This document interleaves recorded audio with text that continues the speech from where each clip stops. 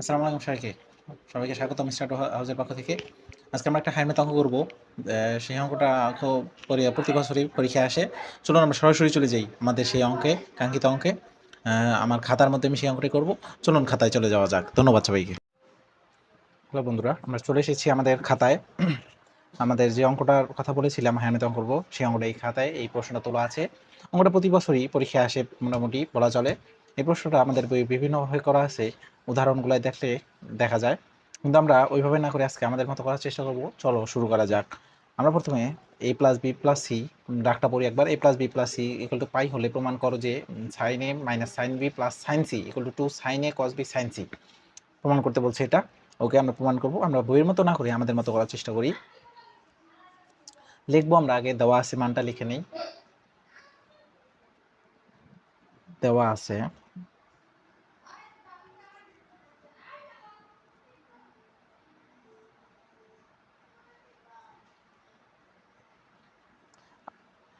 A plus B plus C equal to pi. আমরা এখন এ plus B এর মানটা বের করি। এখান থেকে A plus B equal to pi minus C. এখন আমরা এটাকে অন্য একটা কাজ করতে পারি।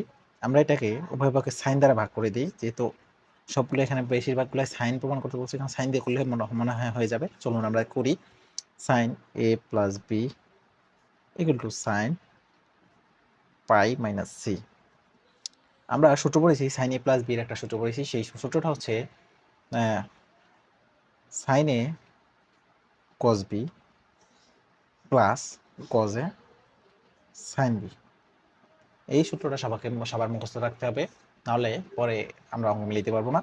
তারপরে চলুন এখানে একটা কোয়ান্টাম, মানে আমরা চতুর্ভাগের ত্রিকোণমিতির চতুর্ভাগ পড়েছিলাম। চতুর্ভাগটা প্রায় এরকম যে কোথায় কোন কোন হলে কোনটা মাইনাস হবে আর কোন পরিবর্তন হবে, এটা আমরা পড়েছিলাম। চলুন এখানে দেখি। আমাদের বলছে সাইন পাই মাইনাস সি, পায়ের মান হচ্ছে 180 ডিগ্রি, পায়ের মান হচ্ছে 180 ডিগ্রি। সেহেতু 180 ডিগ্রি মাইনাস থিটা, আমরা এটাকে দেখি কি হয়। এখান থেকে এটা 90, একটু 180, 180 ডিগ্রি মাইনাস সি মানে দ্বিতীয় কোয়ান্টাম। এটাতে সাইন পজিটিভ, প্রথমটাতে অল পজিটিভ, পয়টাতে 10 পজিটিভ, পয়টাতে হচ্ছে কি positive, sec positive, cos positive.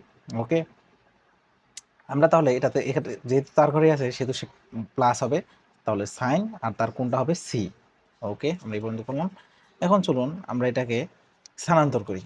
আমরা এটাকে মানে প্লাসের মান প্রথম কজ এ সাইন বির মানটা ওই সাইডে রেখে সাইন সির মানটা ভিতরে আনি, যেহেতু আমাদের প্রমাণে আছে two sine A cos B sine C. এটা করলে আমাদের এই অঙ্কটা মিলবে মনে হচ্ছে। চলুন দেখা যাক। আমরা পরের লাইনে যাই। সাইন এ কজ বি, আমরা এটাকে যদি ভিতরে আনি, প্লাস আছে তো সেটা হয়ে যাবে minus sine C equal to, এটা এটা আছে প্লাসের, এটা হবে কিসের, মাইনাসের।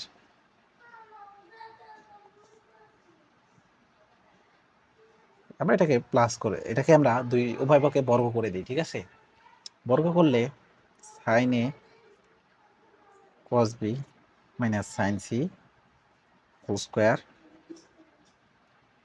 এটাকে আমরা বর্গ করলে হবে কস স্কোয়ারে, আমরা ডাইরেক্ট লিখে দিলাম এটা সাইন স্কোয়ার বি। আর এই মাইনাস কোথায় যাবে, ওই স্কোয়ারে মাইনাসে মাইনাসে প্লাস হয়ে গিয়েছে। তারপর চলুন যাই, আমরা এটাকে এ মাইনাস বি হোল স্কোয়ারের সূত্রে ফালাই, তাহলে হবে ডাইরেক্ট লিখলে হয় সাইন স্কোয়ারে কজ স্কোয়ার বি মাইনাস সূত্রের মাইনাস, সূত্রের থেকে একটা 2, তারপর এ বি, এ হচ্ছে সাইন এ কজ বি আর বি হচ্ছে সাইন সি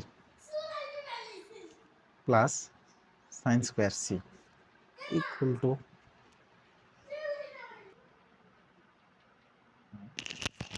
আমরা করেছিলাম আমার সম্ভবত। আচ্ছা আমরা পরে যাই। Equal to cos square A sine square B. আমরা এখন এটা ভেঙে নিয়েছিলাম, এটা যেমন আছে আমরা তেমনই লেখার চেষ্টা করি। Cause square A sine square B, ঠিক আছে। আমরা তো এখানে এ মাইনাস বি সূত্র ফেলাইলাম, এ মাইনাস বি হোল স্কোয়ারের, আর এটা যা আছে তাই লিখছি। এখন আমরা দেখা যাক কি করা যায়। দেখি আমরা এটাকে যদি সব এটাকে আমরা কজ স্কোয়ার আছে, এটাকে আমরা সাইন স্কোয়ার বানিয়ে দিই, কি বলো? চলুন দেখা যাক কি হয়। সাইন স্কোয়ারে আমরা cause square B A cos square থিটার একটা সূত্র জানি, 1 মাইনাস সাইন স্কোয়ার থিটা, সেহেতু এটা হবে 1 মাইনাস সাইন স্কোয়ার বি, এটা যেমন আছে তেমন লিখি আমরা। থাকটা সবগুলো sine square A sine A sorry cos B sine C, পরে কি হবে plus sine square C equal to যে যা আছে তাই না লিখে আমরা এই যে এটাকেও সাইন স্কোয়ার বানাই দিই।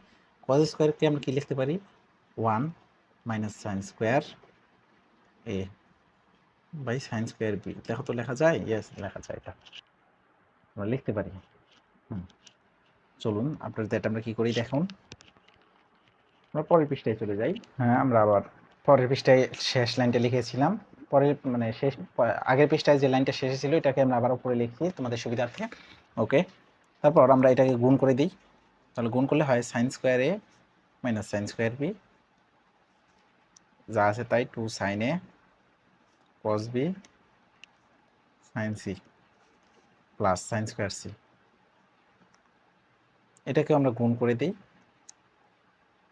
সাইন সরি দাঁড়াও, হ্যাঁ সাইন স্কোয়ার ছিল এখানে, sine square B minus sine square A sine square B.